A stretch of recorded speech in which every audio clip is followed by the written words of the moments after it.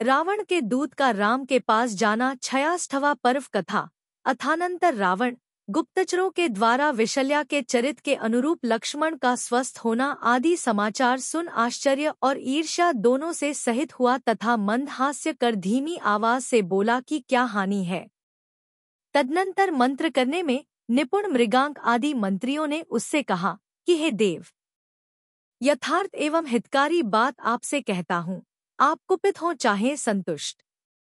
यथार्थ में सेवकों को निर्भीक होकर हितकारी उपदेश देना चाहिए। हे देव, आप देख चुके हैं कि रामलक्ष्मण को पुण्यकर्म के प्रभाव से यत्न के बिना ही सिंहवाहिनी और गरुड़वाहिनी विद्याएं प्राप्त हो चुकी हैं। आपने यह भी देखा है कि उनके यहाँ भाई कुंभकर्ण तथा 2 पुत्र बंधन में पड़े हैं तथा परमतेज की धारक दिव्य शक्ति व्यर्थ हो गई है। संभव है कि यद्यपि आप शत्रु को जीत लें, तथापि यह निश्चित समझिए कि आपके भाई तथा पुत्रों का विनाश अवश्य हो जाएगा। हे नाथ, हम सब याचना करते हैं कि आप यह जानकर हम पर प्रसाद करो, हम सब पर प्रसन्न होजिए।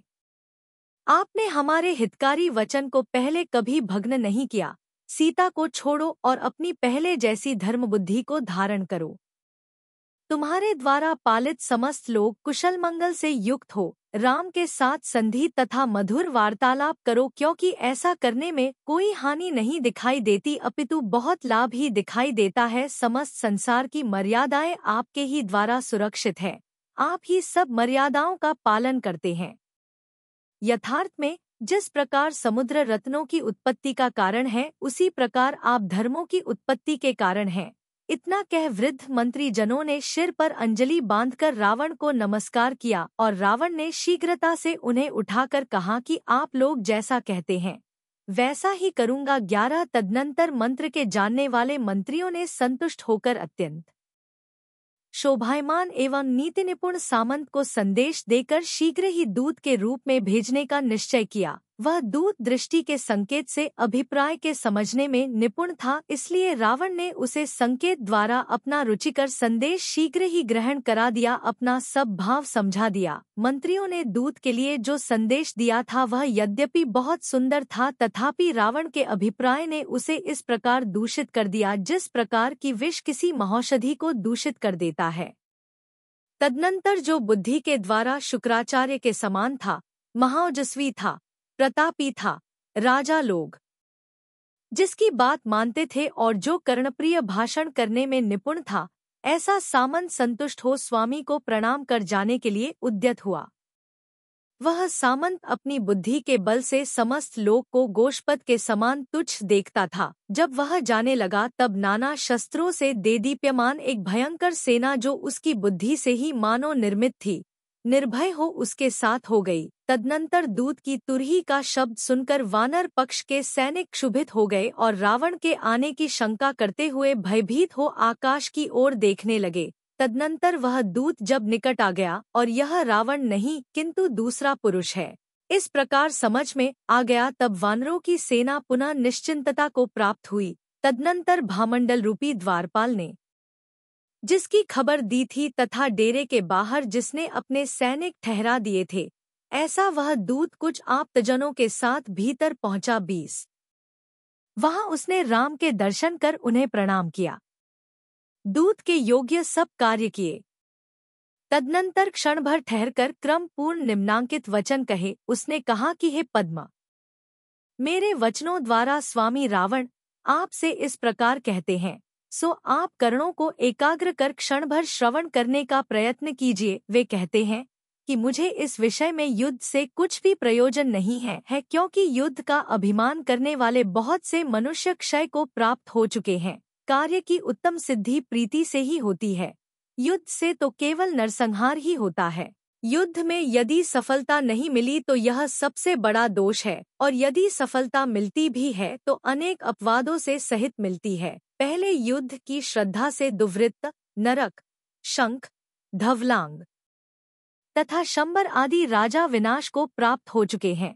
हमारे साथ प्रीति करना ही आपके लिए अत्यंत हितकारी है। यथार्थ में सिंह महापर्वत की गुफा पाकर ही सुखी होता है। युद्ध में देवों को भय उत्पन्न करने वाले राजा इंद्र को जिसने सामान्य स्त्रियों के योग्य बंदीगृह में भेजा था, पाताल, पृथ्वी तल तथा आकाश में स्वेच्छा से की हुई जिसकी गति को कुपित हुए सुर और असुर भी खंडित करने के लिए समर्थ नहीं है। नाना प्रकार के अनेक महायुद्धों में वीर लक्ष्मी को स्वयं ग्रहण करने वाला मैं रावण क्या कभी आपके सुनने में नहीं आया? हे राजन, मैं विद्याधरों से सहित यह समुद्र पर्यंत की समस्त पृथ्वी और लंका के 2 भाग कर 1 भाग तुम्हारे लिए देता हूँ। तुम आज अच्छे हृदय से मेरे भाई तथा पुत्रों को भेजकर सीता देना स्वीकृत करो, उसी से तुम्हारा कल्याण होगा। यदि तुम ऐसा नहीं करते हो तो तुम्हारी कुशलता कैसे हो सकती है? क्योंकि सीता तो हमारे पास है ही और युद्ध में बांधे हुए भाई तथा पुत्रों को हम बलपूर्वक छीन लावेंगे। तदनंतर श्रीराम ने कहा कि मुझे राज्य से प्रयोजन नहीं है और न अन्य स्त्रियों तथा बड़े बड़े भोगों से मतलब है। यदि तुम परम सत्कार के साथ सीता को भेजते हो तो हे दशानन, मैं तुम्हारे भाई और दोनों पुत्रों को अभी भेज देता हूँ। मैं इस सीता के साथ मृगादि जंतुओं के स्थानभूत वन में सुखपूर्वक भ्रमण करूंगा और तुम समग्र पृथ्वी का उपभोग करो। हे दूत, तू जाकर लंका के धनी से इस प्रकार कह दे कि यही कार्य तेरे लिए हितकारी है, अन्य कार्य नहीं। 36 सबके द्वारा पूजित तथा सुंदरता से युक्त राम के वे वचन सुन सामंत दूत इस प्रकार बोला कि हे राजन, यतश तुम भयंकर समुद्र को लांघकर निर्भय हो यहाँ आए हो, इससे जान पड़ता है कि तुम बहु कल्याणकारी कार्य को नहीं जानते हो। सीता के प्रति तुम्हारी आशा बिल्कुल ही अच्छी नहीं है, अथवा सीता की बात दूर रही, रावण के कुपित होने पर अपने जीवन की भी आशा छोड़ो। बुद्धिमान मनुष्य को अपने आप की रक्षा सदा स्त्रियों और धन के द्वारा भी सब प्रकार से करना चाहिए। यदि गरुडेंद्र ने तुम्हें 2 वाहन भेज दिए हैं अथवा छलपूर्वक तुमने मेरे पुत्रों और भाई को बांध लिया है तो इतने से तुम्हारा यह कौन सा बढ़ाछा अहंकार है? क्योंकि मेरे जीवित रहते हुए इतने मात्र से तुम्हारी कृतकृत्यता नहीं हो जाती। युद्ध में यत्न करने पर न सीता तुम्हारे हाथ लगेगी और न तुम्हारा जीवन ही शेष रह जाएगा। इसलिए दोनों ओर से भ्रष्ट न हो, सीता संबंधी हठ छोड़ो। समस्त शास्त्रों में निपुण इंद्र जैसे बड़े बड़े विद्याधर राजाओं को मैंने मृत्यु प्राप्त करा दी है। मेरी भुजाओं के बल से क्षय को प्राप्त हुए राजाओं के जो ये कैलाश के शिखर के समान हड्डियों के ढेर लगे हुए हैं, इन्हें देखो। इस प्रकार दूत के कहने पर मुख की देदीप्यमान ज्योति से आकाश को प्रज्वलित करता हुआ भामंडल क्रोध से बोला कि अरे पापी दूत, श्रृगाल, बातें बनाने में निपुण, दुर्बुद्ध, इस तरह व्यर्थ ही निःशंक हो क्यों बके जा रहा है? सीता की तो चर्चा ही क्या है। राम की निंदा करने के विषय में नीच चेष्टा का धारी पशु के समान नीच राक्षस रावण है ही कौन?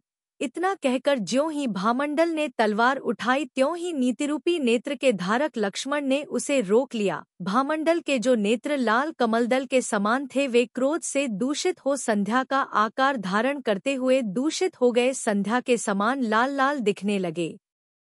तदनंतर जिस प्रकार विष्कणों की कांति को प्रकट करने वाला महासर्प मंत्र के द्वारा शांत किया जाता है, उसी प्रकार वह भामंडल मंत्रियों के द्वारा उत्तम उपदेश से धीरे धीरे शांति को प्राप्त कराया गया। मंत्रियों ने कहा कि हे राजन, अयोग्य विषय में प्रकट हुए क्रोध को छोड़ो।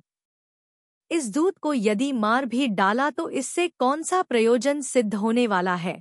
वर्षा ऋतु के मेघ के समान विशाल हाथियों के नष्ट करने में निपुण चंचल केसरों वाला सिंह चूहे पर क्षोभ को प्राप्त नहीं होता। प्रतिध्वनियों पर, लकड़ी आदि के बने पुरुषाकार पुतलों पर, सुआ आदि तिर्यंचों पर और यंत्र से चलने वाली मनुष्याकार पुतलियों पर सत्पुरुषों का क्या क्रोध करना है? अर्थात इस दूत के शब्द निज के शब्द नहीं है, ये तो रावण के शब्दों की मानो प्रतिध्वनि ही है। यह दीन पुरुष नहीं है, पुरुष तो रावण है और यह उसका आकार मात्र पुतला है। जिस प्रकार सुआ आदि पक्षियों को जैसा पढ़ा दो वैसा पढ़ने लगता है, इसी प्रकार इस दूत को रावण ने जैसा पढ़ा दिया वैसा पढ़ रहा है, और कठपुतली जिस प्रकार स्वयं चेष्टा नहीं करती उसी प्रकार यह भी स्वयं चेष्टा नहीं करता, मालिक की इच्छानुसार चेष्टा कर रहा है, अतः इसके ऊपर क्या क्रोध करना है। इस प्रकार लक्ष्मण के कहने पर भामंडल शांत हो गया। तदनंतर निर्भय हो उस दूत ने राम से पुनः कहा कि तुम इस प्रकार मूर्ख नीच मंत्रियों के द्वारा अविवेकपूर्ण दुष्प्रवृत्तियों से संशय में डाले जा रहे हो, अर्थात खेद है कि तुम इन मंत्रियों की प्रेरणा से व्यर्थ ही अविचारित रम्य प्रवृत्ति कर अपने आप को संशय में डाल रहे हो।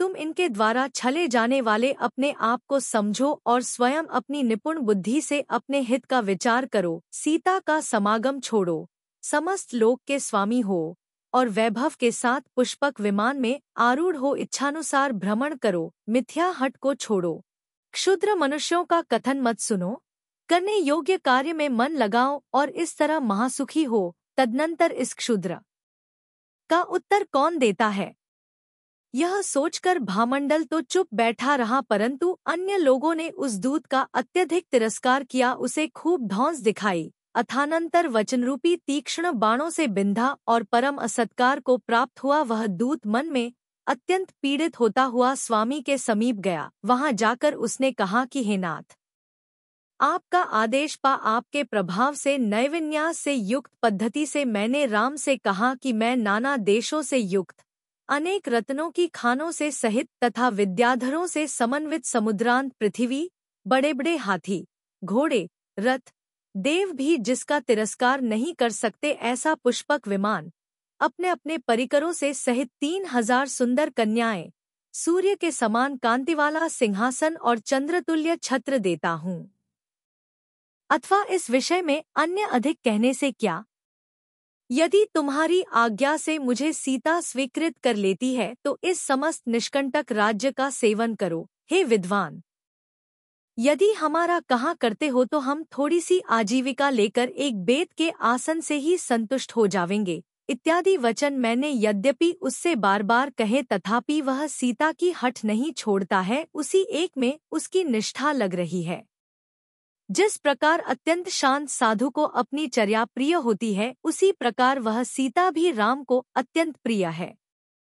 हे स्वामिन, आपका राज्य तो दूर रहा, 3 लोक भी देकर उस सुंदरी को उससे कोई नहीं छुड़ा सकता। और राम ने आपसे इस प्रकार कहा है कि हे दशानन, तुम्हें ऐसा सर्वजन निंदित कार्य करना योग्य नहीं है। इस प्रकार कहते हुए तुझ पापी नीच मनुष्य की जिह्वा के 100 टुकड़े क्यों नहीं हो गए। मुझे सीता के बिना इंद्र के भोगों की भी आवश्यकता नहीं है।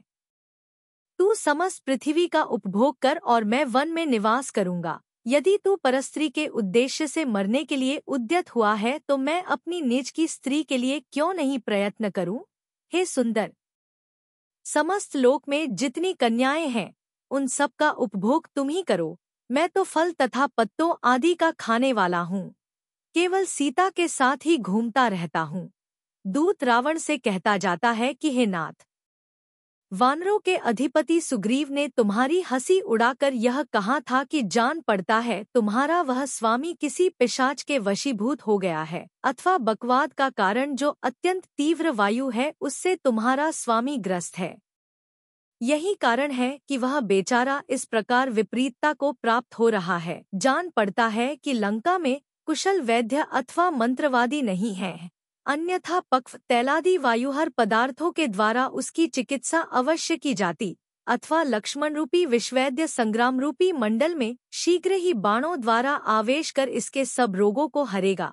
तदनंतर उसके कुवचन रूपी अग्नि से जिसका चित्त प्रज्वलित हो रहा था, ऐसे मैंने उस सुग्रीव को इस प्रकार धौंसा जिस प्रकार की श्वान हाथी को धौंसता है। मैंने कहा कि अरे सुग्रीव, जान पड़ता है कि तू राम के गर्व से मरना चाहता है, जो कुपित हुए विद्याधरों के अधिपति की निंदा कर रहा है। हे नाथ, विराधित ने भी आपसे कहा है कि यदि तेरी शक्ति है तो आ मुझे के लिए ही युद्ध प्रदान कर। बैठा क्यों है।